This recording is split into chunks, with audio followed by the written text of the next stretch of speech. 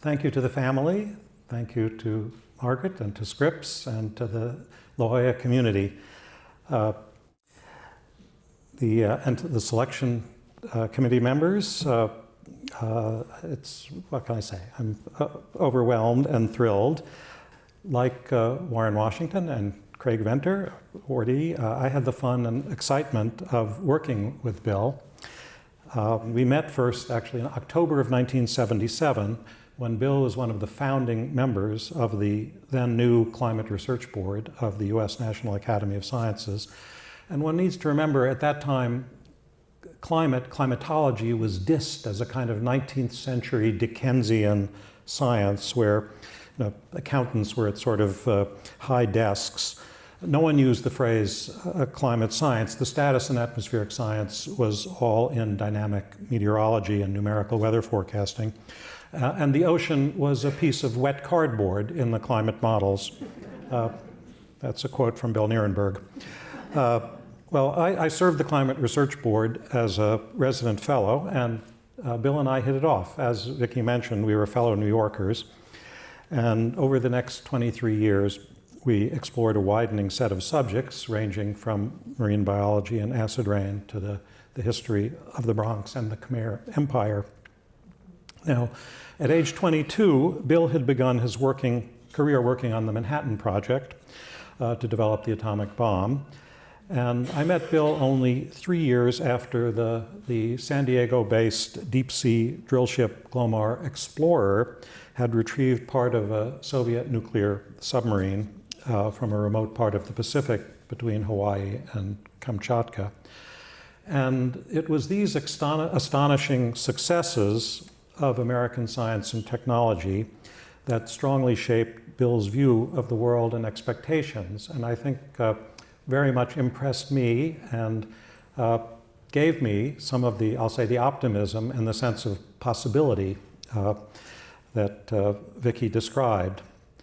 I would say Bill was also very respectful of writers such as James Michener, John Gunther, Theodore White, Barbara Tuchman, his classmate Herman Wouk, people who successfully reached mass markets with informative books about science, geography, and history.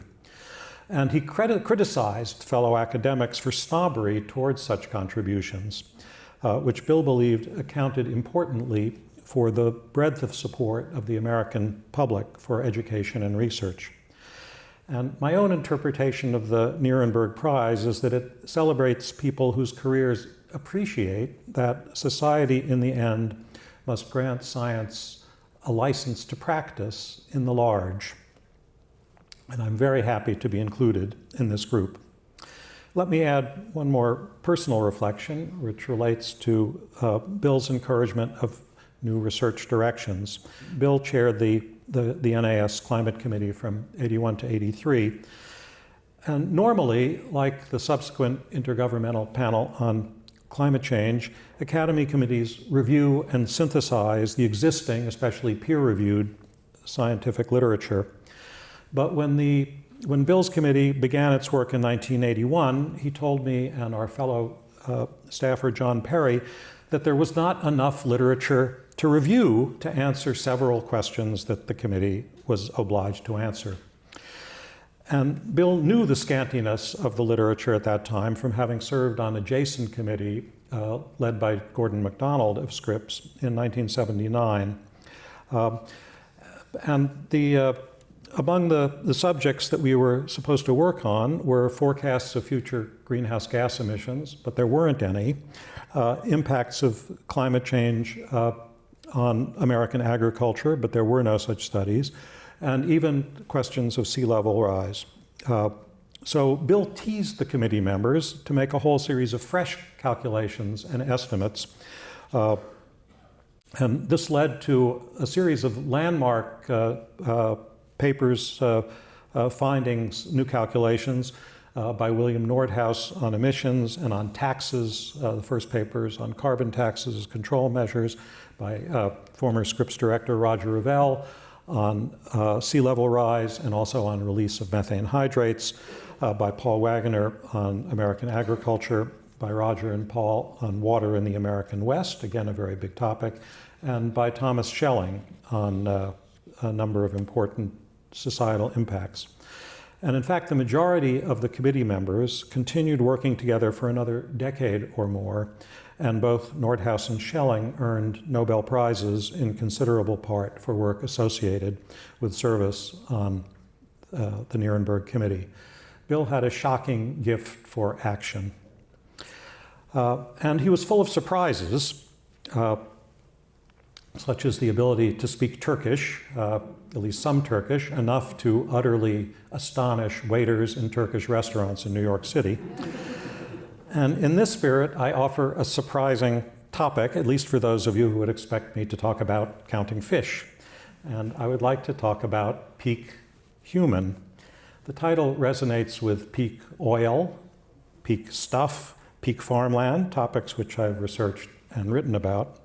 But my question for today is where humanity stands in what one might call the great S-curves of performance enhancement, whether our species now nears peak human, individually and collectively, particularly in the US.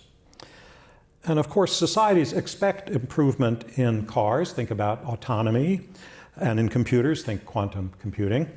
But what about us? What about humans ourselves? And it seems to me, in fact, this is a peak question for science and society during the 21st century.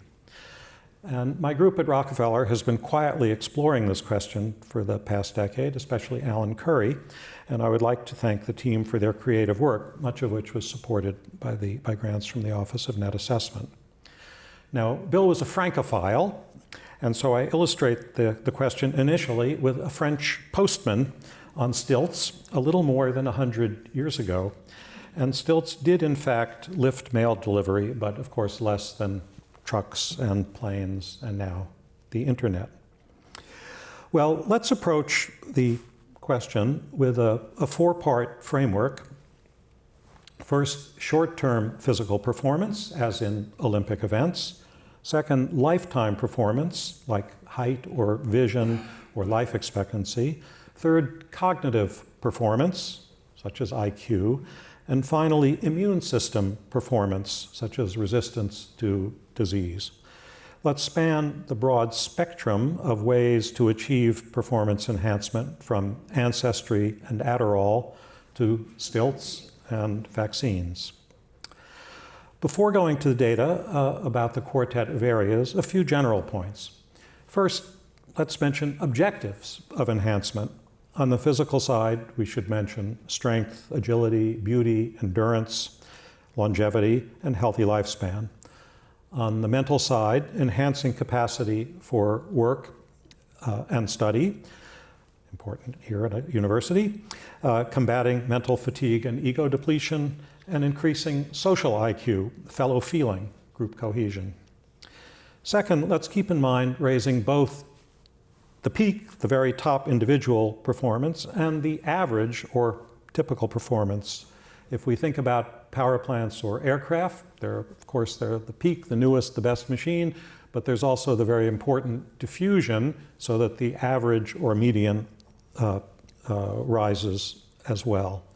Engineers lift the frontier with larger or faster machines, but most of the societal benefit comes from the diffusion of practice and the repetitious manufacturing of many machines. Peak human asks not only whether the top individual peaks, but whether the group or the average keeps rising too, whether high performance is replicable. In this regard, it's important to ask how we compare both with one another and with other kinds of machines, metal and machines and so forth.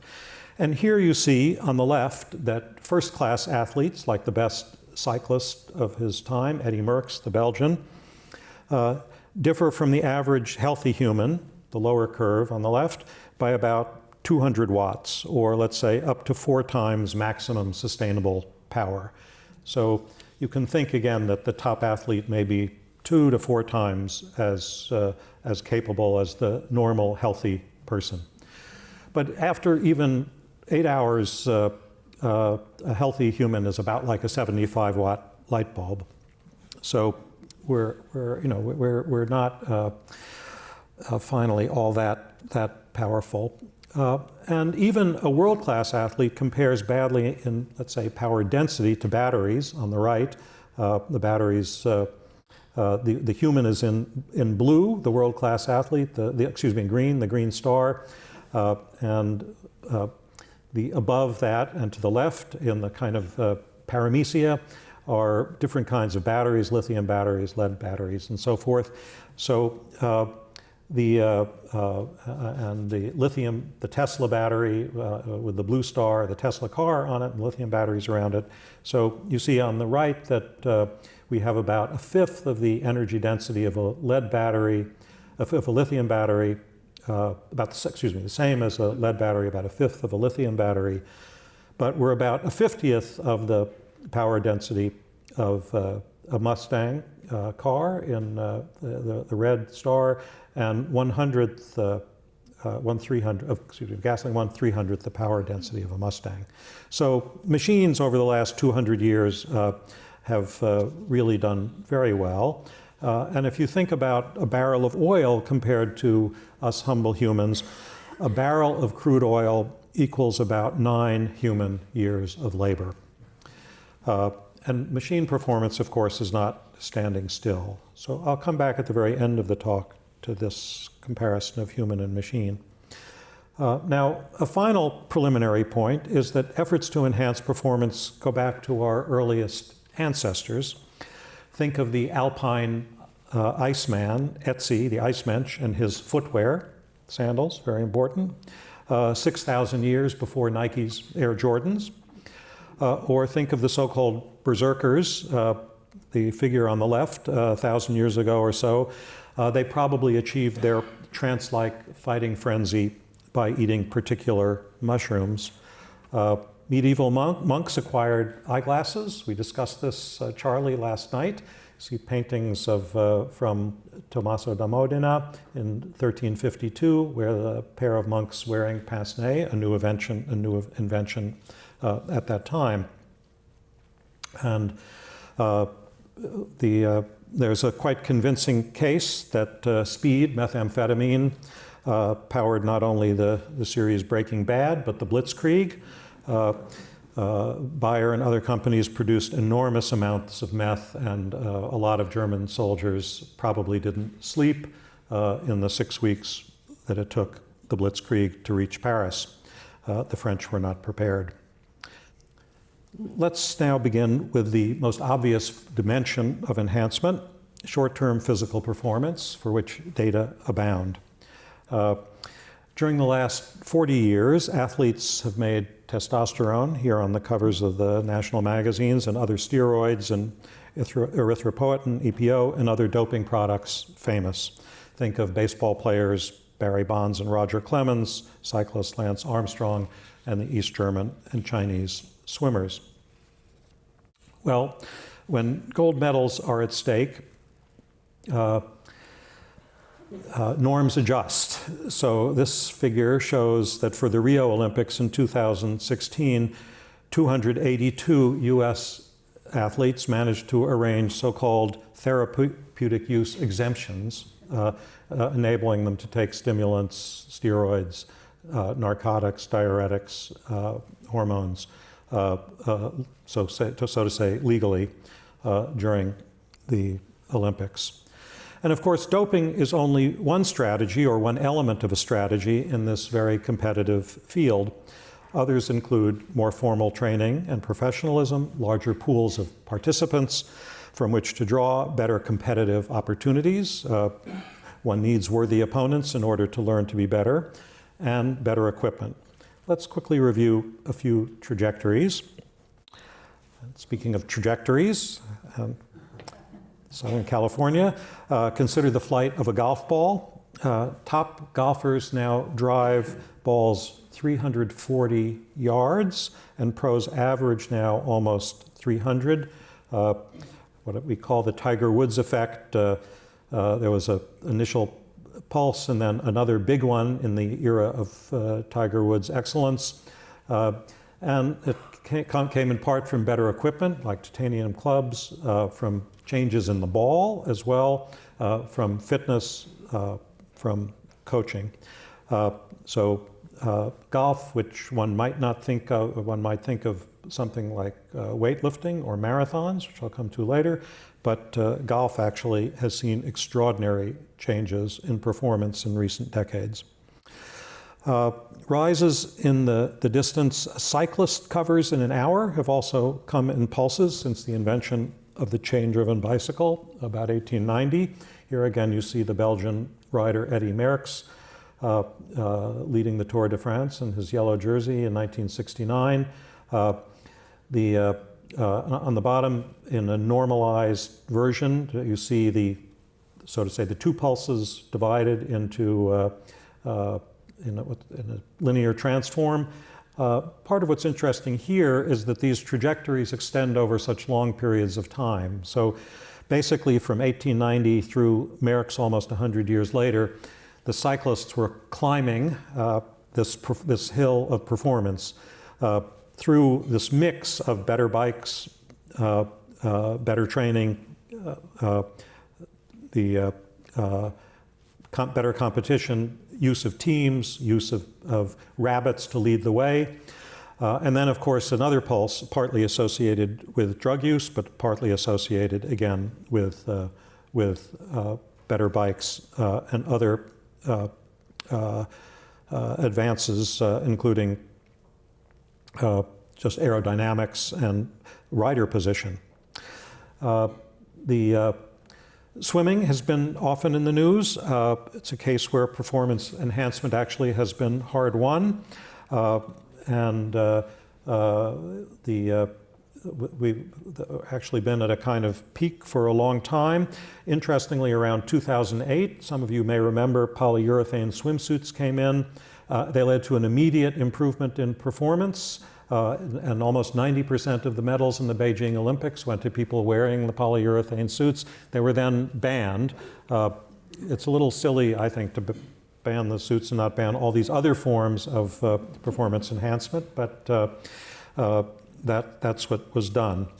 The running, of course, is a very famous enterprise going back to the Olympics in Olympia in Greece.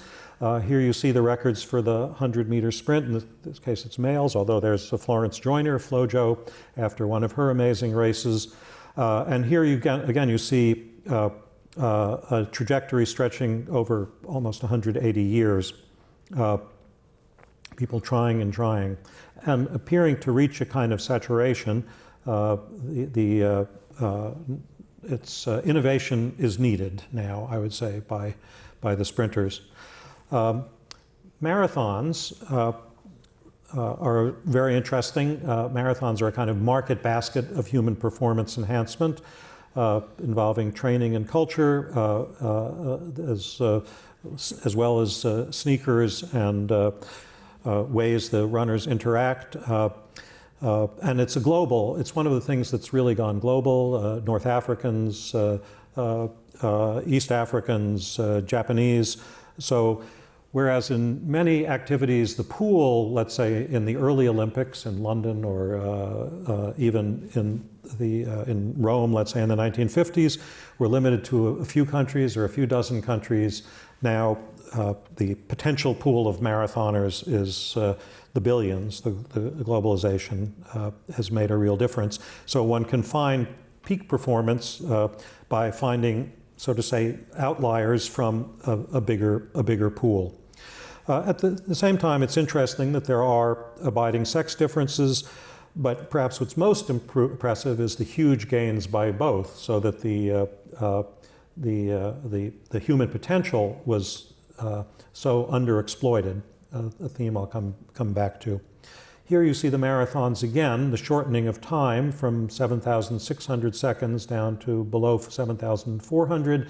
And in Berlin, just this year, the amazing Kipchoge nearing the 2-hour limit, with the 2-hour dream breaking the 2-hour time,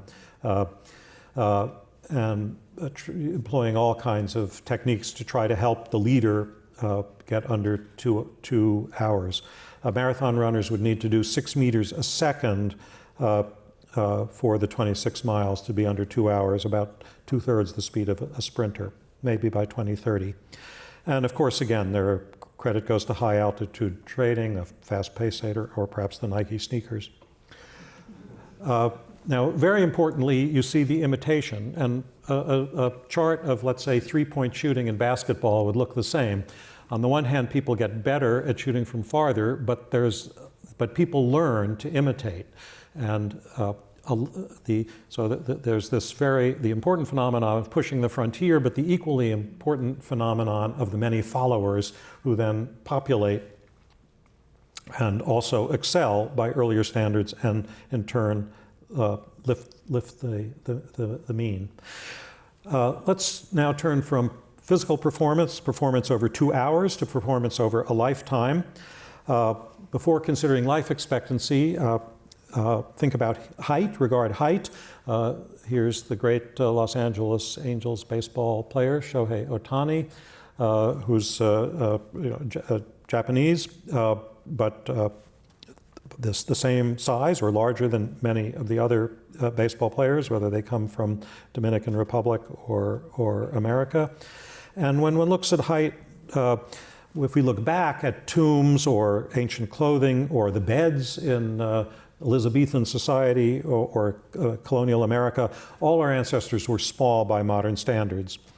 But during the 19th century, many nations, as you see the Netherlands on the left, began measuring height, first for soldiers and conscripts, and then more broadly.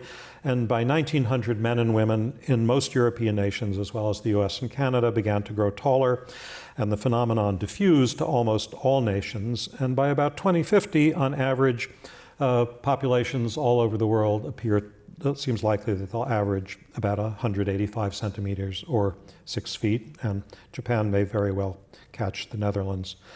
Diet surely accounts for the largest share of the foot-high enhancement, but minor contributions might come from other factors, even exposure to electrical fields, which stimulates bone growth. S-curves for growth in life expectancy took off about the same time as height, and everyone has gained 3 or 4 decades. The trajectories are steeper for some countries than others. In general, the countries that join the bandwagon later are steeper and faster. They've learned the tricks. The early, being the innovator, you suffer more glitches. But here you see life expectancy heading up for all nations, all regions. The USA, in more detail, is interesting, and we seem to have enjoyed 2 pulses. We seem about 90% saturated in life expectancy now. That's not to say there couldn't be additional curves, additional pulses in the future. But the first pulse may associate the blue pulse on the right-hand side charts, perhaps more with improvements in public health measures like air and water quality, reduction in infant mortality, while the second probably associates more with modern medicine's treatments of heart disease, cancer, and other causes of adult death, as well as reductions in smoking. A ferocious literature debates evidence for a hard limit of lifespan of, say, 120 years. And whether or not the limit exists, winning each new month of expectancy seems likely to become harder. A long list of strategies earn research, from caloric restriction to physical activity and activation of sirtuins. Regardless of life expectancy, especially for those of us who are older like me, the rising performance of older adults is among the astonishing developments of recent decades. For many sports, men at 70 still perform at 70% of what they did at 30. And improvements in time for running or swimming on the right, for example, are especially good over the 40-year period, 1973 to 2013, for those over 70. The top lines are for 70, 74, 75, 79.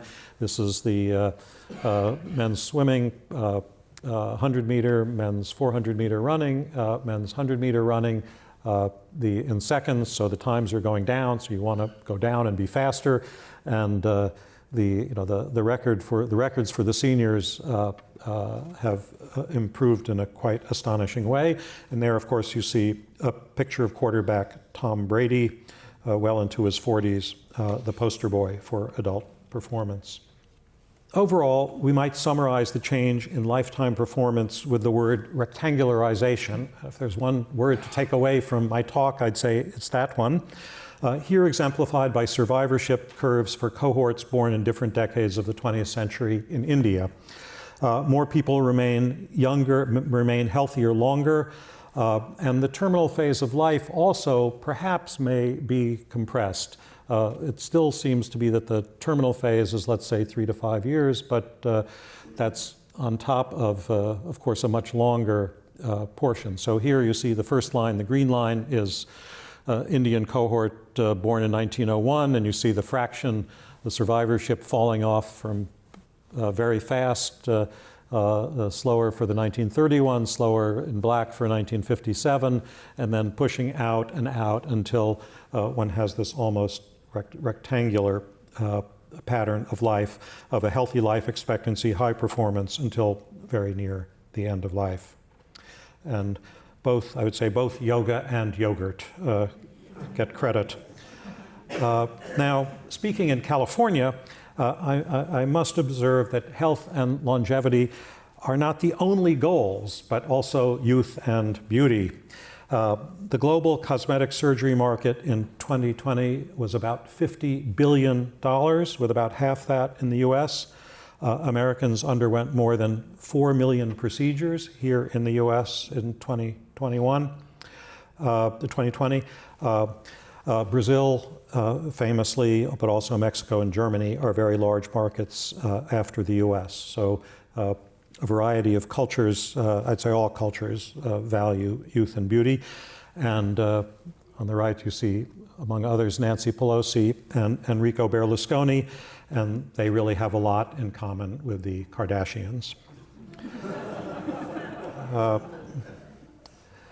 Let's move from Botox to IQ and cognitive enhancement. To the extent we believe the results of standardized testing, and there are lots of reasons to doubt it, we find substantial sustained gains during the 20th century, the so-called Flynn effect, in all regions, as with life expectancy, and apparently also in a pair of pulses. Again, perhaps the first pulse associated with better diet, nighttime illumination. The second pulse perhaps more associated with schooling or other kinds of things. The gains are astonishing, particularly in Asia, again, to the extent one believes the testing, but secular gains in Asians in crystallized IQ, the verbal comprehension and memory, reached almost 30 points, which is the difference between borderline mental disability and bright. Preceding and accompanying IQ growth is a diffusion of literacy. Initially a great competitive advantage for the Netherlands and Great Britain, more than 122 countries now approach 100% literacy. 73 remain below 90%, but globally most humans have attained, most societies have attained about 95% literacy saturation.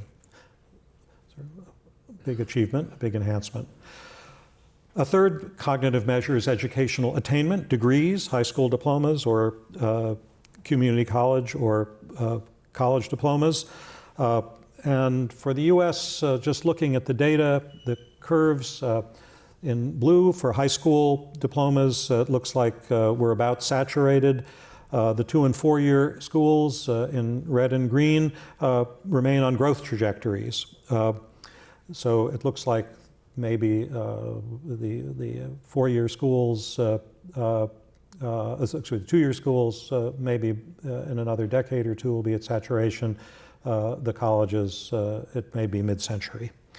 But alas, what's called the Collegiate Learning Assessment, the CLA+, shows that for many students, attendance at college actually fails to improve their critical thinking skills. So a lot of people are perhaps warehoused in colleges and universities, but not really enhanced. Returning to high school and to standardized tests, SATs in this case, which most of the people in this room probably took, we find that going back to 1972, there have actually been mild declines in verbal scores and mild rises in math for college-bound Americans. So again, one with caution about these kinds of testing, which have all kinds of knowing what's in people's heads is a very hard problem, but it doesn't seem that we're doing that well in recent decades, especially compared to the first half of the 20th century. And here you see on the upper right, I'm trying deep brain stimulation. But that was just before this talk. Let's lapse or relapse to drugs. Ketamine is the new fashion. There are probably some people in the room who've taken it recently. On Wall Street, people are using it. Well, from 2010 to 2016, my colleague Alan and I followed the Reddit chat on stacks of so-called nootropics, which Wikipedia defines as a wide range of natural or synthetic supplements or drugs claimed to improve cognitive function or to promote relaxation, boost mood, so forth. And you see it's a long list. Caffeine, of course, is still high on it. Nicotine also, but also some of the newer drugs and also placebos. There's a lot of experimentation unapproved by the FDA, and one finds wonderful quotes like this one from someone who calls himself the fickle monk. For something since I was presenting, I like this one. For something like I didn't do this, by the way. For something like a presentation, my go-to combo is a phenibut and a 4-FMPH and an FC analog similar to Ritalin. The phenibut takes away any nerves and puts me in a great mood, and the 4F offers a bionic analytical thought process that lets me move through talking points in a clear and concise manner. With regard to the FDA-approved products, the popularity of the psychotropic drugs just overwhelms. Humans want performance enhancement, especially the easy way. A 2018 study by Dr. Susan Kennedy reported up to 20% of college students using Adderall, Ritalin, or other stimulants, and the rise of so-called study drugs in high schools, both prescribed and illicit, is widely reported as well. While sales of Ambien sleeping pills fell between 2003 and 2013, sales of Adderall and Provigil multiplied 11 and 15 times, respectively, Abilify 112 times, Viagra 165. So obviously, the pharmaceutical industry all over the world is hard at work, and they will find new effective drugs and combinations of them. By the way, a kind of interesting thing is that Ritalin got its name way back in 1944 when the inventor's wife, named Rita, took it before playing tennis. So,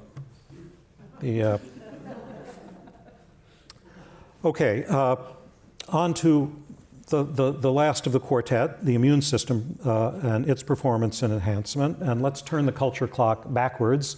And on the bottom left, you see Amish family working in the fields with their horses and a dog, and on the right, a Hutterite family in South Dakota using a truck. Many of you will have heard about the steep increases in allergic and autoimmune diseases, now affecting perhaps 1 billion people.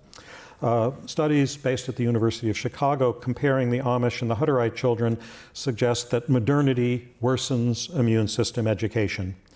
Otherwise, the Amish are very similar. The Amish and the Hutterites are very similar, but the Amish have much more direct contact with farm animals. So what the French call the nostalgia for the mud, the nostalgie de la boue, actually may be very important for your health and growing up with the dogs and a cat. A big literature debates the so-called hygiene hypothesis that proposes that children's immune systems do in fact learn from this early experience. A new descendant suggests that the decline may come from damage we do to our epithelial barriers, skin one might say, and to oversimplify a bit, in part through overuse of detergents and other chemicals. So cleanliness may no longer be next to godliness, at least for the immune system. It may be that we are now wearing out some of the protections that we otherwise have. Well, COVID has taught the world about the role of vaccines in immune system education. If we do not learn as children playing in the mud, we can stage a rehearsal through inoculation. We can also isolate and lock down, as the Chinese continue to do in their zero COVID policy. And combinations of the pairs of strategies work, as the data from Israel and Germany show, with vaccines going up in red, cases going down in blue, also lockdowns being implemented at the same time, earlier in Germany than in Israel. So they work until, I would say, until they unlock or until a new variant arises. The person who brought me to Rockefeller University, Josh Lederberg, used to say, it's our wits against their genes. And the past 3 years have the viral genes have been winning. But our wits keep working in biomedical research institutions, here in La Jolla and San Diego, very famously, and companies as well. And in September, there was this is an example of a promising report about a successful treatment for lupus with CAR T cell therapy. CAR T has been used for cancers, but remission was achieved in all 5 patients. Drug-free remission was maintained. So even as we are, on the one hand, weakening our immune system performance or our education, it may be that we're coming up with some ways to enhance it. Well, let's now revisit performance with regard to life expectancy, in which humans had excelled and Americans had excelled for a very long time. Other primates, such as chimps and gorillas, live about 20 years. Life expectancy in hunter-gatherer societies is about 35, 40 years. But most human societies have now doubled that over the past couple of centuries. And as I mentioned, we keep adding a month or so each year. But I'd say a slowing rate of enhancement, but still welcome. Alas, reversals have set in a number of countries in recent years. Reversals in Russia were widely publicized, but in the US as well. Here you see 2015, 2016, when people in the age groups of 15 to 24, 25 to 34, 35 to 44, and also a bit in midlife, the death rates went up. The same thing has happened during COVID, and there are 2 big factors. Of course, the recent wave, COVID, but the other big factor is drug use, of course, substance abuse, especially the opioids, which grabs big bunches of life years because it takes younger people. About 100,000 Americans died of overdoses in 2021, roughly comparable in life years taken with COVID. Globally, the elimination of years lost to morbidity, to illness, in other words, you could say the gains from immune system education has dropped from about 2.1 billion in 1985 down to about 1.6 billion in the most recent times. So we may be running out of good targets for gaining life years. And also the diseases of the rich are becoming the diseases of the poor. In the pickup sticks you see heart disease and stroke in red and orange rising, reflecting changes in lifestyle in developing countries. People can live longer to suffer these things. So on the one hand, we're still reducing some things, including, until COVID, respiratory diseases and diarrhea, but globally we're raising others. In the US, the story is same as the world. Americans fit the overall pattern. So we are after this great period of gains against morbidity. You see both for men and women last year, the upticks representing the both, I'd say, largely COVID and opioids. So we've been both enhancing and degrading performance. Now, why? Well, consider first obesity in the USA for both men and women. In 1950, in the light blue, about 60% of women were normal, and now about 80% are overweight, obese, and severely obese, and men on the right follow roughly the same pattern. We're not only fatter, we may be less clever, notwithstanding some of the educational testing or the IQ results. This is a British paper with the wonderful title, Were the Victorians Cleverer Than Us? The Decline in General Intelligence Estimated from Meta-Analysis of the Showing of Simple Reaction Time. This paper claims that in fact general intelligence may have declined in the English since Victorian times. So perhaps fatter, less clever, and also weaker, at least if we're not using the right supplements or the right, not following the fickle monk. One study reports successive declines in serum testosterone in cohorts of American men born in 1915, or 1916, excuse me, through 19, up on the right, up to people born between 1940 and 1945. And various studies from Denmark and elsewhere have reported declining sperm counts. And our vision is fainter. Consider increases in myopia here in Hong Kong, Taiwan, Singapore, South Korea, and Japan. And while diagnoses may have become more widespread and sensitive, some of the trend very likely withstands elimination of biases. And a report that just came out this year associates it heavily with education, that children staring at computers they don't it's a bit like the hygiene hypothesis. People don't exercise their eyes anymore.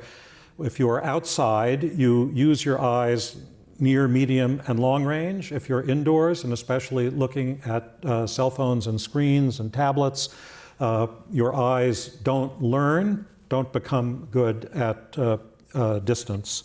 And this is especially, the effects are especially intense in the Asian countries, as mentioned, Japan on the right, huge increases, and very much seem to correlate with changes in lifestyle and education, increasing education, time in schools of young students, young children.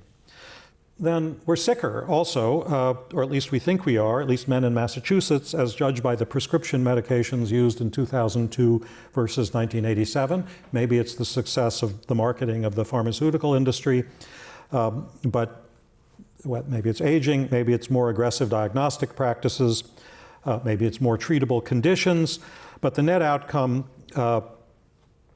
suggests a worrisome dependency on pills, even if all of this enhances the performance in some sense. Now, why? Why this possible degradation? I've hinted at it, a variety of things in terms of lifestyle, but why would we be degraded now after centuries of spectacular gains? A sympathetic answer is that we're victims of our own success. The late geneticist William Hamilton worried that our success is creating a planetary hospital, better survivorship and relaxation of natural selection, bring a price, a requirement for better ongoing health care. And some of our behaviors, such as delaying children, may create, on average, more illness-prone children in chimps and in humans, and germline mutations may increase with age. Also, we may be sort of bifurcating. The doctors are marrying doctors. In the US, at least, there seems to be a rise in what's called assortative mating, where people of similar backgrounds increasingly marry each other. Now, any discussion of peak human must, of course, consider the total Earth population of humans, our total number. And during my lifetimes, we grew from 2 to 4 and then to 8 billion. And when I began my career, projections of 20 billion humans were common. Now the highest UN projections in red with the envelope around it are around 12 billion, and respected demographers such as Wolfgang Lutz expect us to top out at about 10 billion. So we've probably passed peak baby, even if we haven't passed peak human in a demographic sense. Peak human may be experienced by most of those under 30 today in the sense of peak total human population. And for the rest of nature, of course, this is very likely a relief, but for human populations, the larger pool has its attractions, as I mentioned earlier. Well, let me summarize, turn to some highlights, questions, conclusions. First, whatever the causes, I think this rectangularization is a big deal. It's a huge enhancement of performance. Here you see another version showing the survivorship curves for US Olympians from 6 different Olympics. And even among these high performers, the ceiling kept rising. So this is, the healthy lifespan followed then by the steep fall off seems to be the new normal. Second, looking at the global diffusion of many enhancements suggests still the large role of protein and other basics in many of the improvements. Vendors sell a lot of snake oil, I would say, or to quote Coco Chanel, I do not sell perfume, I sell hope. A lot of products and services have short-lived benefits or offsetting fallout, physical and social. Still, with so many inventors and entrepreneurs searching for means for enhancement, the 21st century is sure to bring many successful ones. But how high can enhancements take humans? Let's go back to machines. At the outset, we recognized that in terms of horsepower, humans have been surpassed. But a comparable overtaking now occurs in cognition. Here you see the Electronic Frontier Foundation up in San Francisco used to track about 10 different measures of cognitive performance, such as humans playing chess with computers or accuracy of image recognition. The red dashed lines are the human performance. So chess going back to 1985, you can see the chess machines got better, and in 2007 or 8, finally conclusively passed the human performance. In image recognition around the errors, the machines went down and passed human performance around 2015.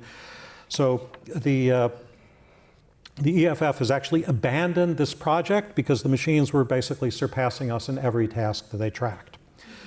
So the growth of machine learning and AI puts in question the full range of human cognitive achievement.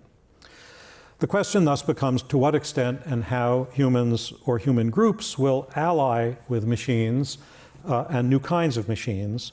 Will we be like the figure in the science fiction novel on the left, or will we be like the people on the right? Will we give up competing with each other and with machines? For many individuals, motivation may be the final frontier. Now, obviously, different cultures will respond differently, ranging from fatalists to regulators to celebrants to machine smashers, Luddites. And an important question is how diverse national cultures will respond to the opportunities. Most everyone who can afford them may adopt titanium golf clubs. But what about new kinds of implants and deep brain stimulation? Acceptance could bring commercial and other forms of competitive success, as literacy lifted the Dutch and English. Corporations, militaries, other organizations, including universities, the university admissions departments, which compete for prestige, all will face ethical choices about what to allow and encourage. How many will hold out like the Amish? And how will performance enhancement feel at the level of the individual or family? What does it look like to each of us from the bottom up? If opportunities to play professional sports or enter Peking University are 1 in 1,000 or 1 in 10,000, then the pressure to swallow many forms of enhancement will be enormous for anyone who enters the concourse.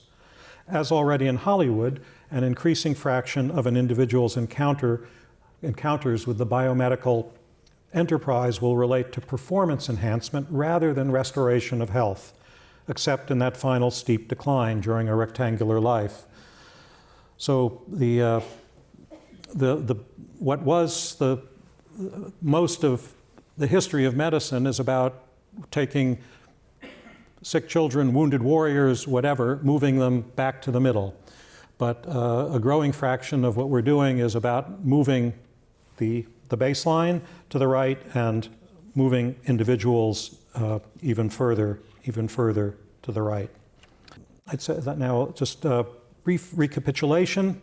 With regard to physical performance, at least the envelope, where most data are collected, humans seem close to saturation or peak in many measures. There, of course, could be new waves, but the big news has really been the performance of older adults. With regard to lifetime performance, maximum lifespan globally could continue to grow slowly, though Russia, America, and other countries have experienced recent admonitory reversals. Peak height should come soon, while peak vision may be past. Peak testosterone and peak sperm too. With regard to cognition, performance as measured by IQ is close to saturation in most of the developed advanced world, and flat or flattening by other measures as well. The Flynn effect may be seen in retrospect as a kind of therapeutic elimination of nutritional and environmental deficits rather than evidence of real enhancement. With regard to immune system performance, at least as summarized by morbidity, we find years of life lost to illness still slightly improving, but offsetting degradation in many measures, most famously in prevalence of asthma and allergies. Overall, we see a broad stagnation in measures of human performance. However, at peak human performance. However, high headroom exists for averages to rise toward top performers who are already truly extraordinary. Elite performers, whether shooting three-point baskets or resisting COVID, show ways for the rest of society to improve its functioning, as the right tail lends a hand to the general distribution. Of course, science aggressively seeks ways to move outliers to new frontiers, and commerce looks for profitable ways to diffuse the innovations. But with Siri and other machines still in their adolescence and enhancing their own performance steeply, many humans may choose to delegate the work to unfettered machines and rest on the plateau we appear to be reaching, very high compared to 5 or 10 generations ago. In sum, peak human and peak humans seem a very real possibility for the 21st century. Even as special forces may become more special, the bigger question may be how much societies lift the average performance, which tends to linger at a quarter or a half of the top in emblematic domains. Let me close on a philosophical note. Surveying the spectrum of enhancements from eyeglasses and stilts to personal trainers and vaccines, I come back to the biblical declaration of Pontius Pilate when confronted with Jesus crowned with thorns. Ecce homo. As humanity rides a trajectory of enhancement, let us not forget to ask, who is the real me? Thank you.